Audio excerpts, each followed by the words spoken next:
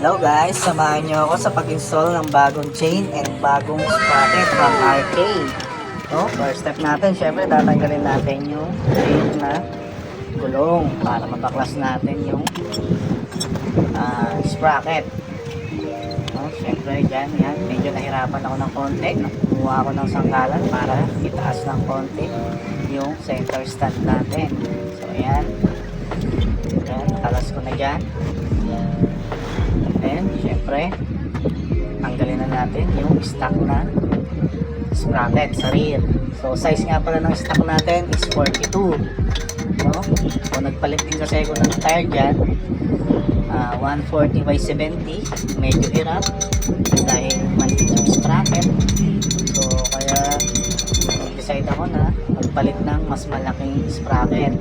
So size nga pala ng sprocket na ikakabit natin yan ay 44E. Mas kilala yan sa tinatawag ng mga sniper user na version 1 and version 2 na mamaw sprocket daw, puno, sabi nila. Siguro mas compatible yan compare sa stock dahil naglaki ko ng tire. Yan, medyo nililinisan ko lang ng konti mga bushing niya. Ayan. Ayan. Mga trades. Nililinisan ko lang ng konti. Ayan, kakabitan natin syempre dyan yung RK na color blue gold. So ayan, install na natin. Kabit natin lahat ng bolts.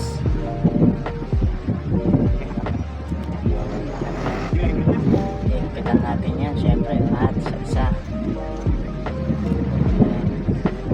So alternate yung pag-ipit ko dyan, hindi magkakadikit para lumapat lang maganda. Tamtaman lang syempre.